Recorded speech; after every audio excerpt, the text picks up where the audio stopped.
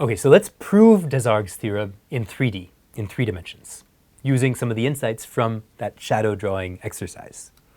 So let's first re-examine this whole axis of perspectivity. What does it actually represent? In the 2D version, it might feel a bit abstract, but if the two triangles lie on different planes in P3, then the axis has a much nicer interpretation.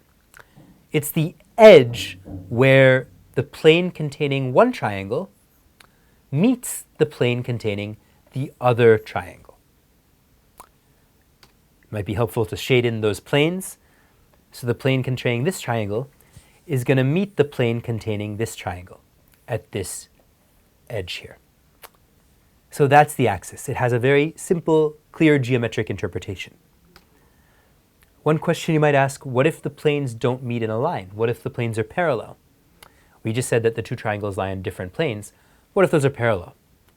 Well, as we discussed earlier, or maybe you had a chance to think about a little, if they're parallel, because we're in P3, those planes will still share a line in common at infinity.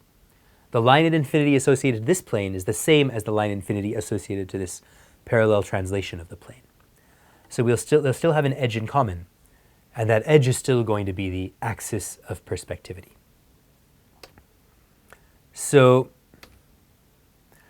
keeping this interpretation in mind, proving most cases of desargues' theorem becomes much easier.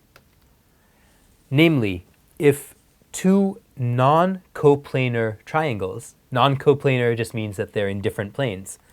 So if two triangles in different planes in the extended, oops, this is a typo, extended space,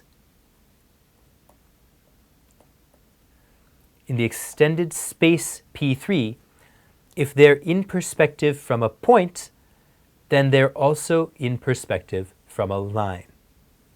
So I've modified my original statement of desargues' theorem to move it into P3 and added this extra condition that the triangles are not coplanar.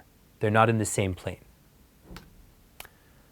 So in this case, let's prove desargues' theorem. Why are these triangles in perspective from a line? Well, notice that the two yellow lines are coplanar, because this point capital A, capital B projects from this center of perspectivity to this line little a, little b. So therefore, they're coplanar. And therefore, they must intersect somewhere. Again, due to the fact that everything here, that the plane that they share is an extended plane. And therefore, any two lines intersect somewhere. So this line and this line have to intersect somewhere. So let's just mark that point here. Similarly, well, yeah, and this is because the yellow plane, what I'm calling the yellow plane is the plane determined by capital A, capital B, and little a, little b. That's an extended plane. And this point of intersection will have to lie on the edge where the two planes meet. Right? This line AB lies on this plane. This line little a, little b lies on this plane. So since little a, little b, and capital A, capital B intersect somewhere, that point of intersection has to be on the intersection of this plane with this plane. In other words, it has to be somewhere on this edge. So let's mark it here. Similarly, with the blue edges, the two blue edges are coplanar because this one is the projection of this one from the center of perspectivity. They'll have to meet somewhere, and the place where they meet will have to be on the intersection of these two planes again.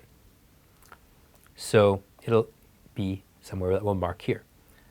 And for the red ones too, capital E, capital C, little c will be coplanar. They'll have to meet somewhere, and that point where they meet will be on this edge where the two planes meet. Okay, so that kind of does it.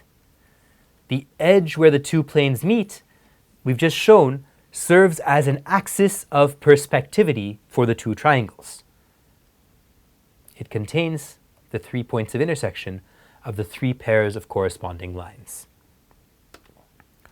Putting it another way, a line drawn on a glass wall will meet its shadow when it reaches the bottom edge where the glass meets the floor. If you draw this red line here all the way down to the floor, imagine its shadow extending. This line will meet its shadow at this point, corner point here, where the glass plane meets the floor plane. This yellow line will meet its shadow here. This blue line will also meet its shadow here, where the glass plane meets the floor plane. So each edge of the triangle will meet its shadow somewhere along the glass plane, floor plane axis.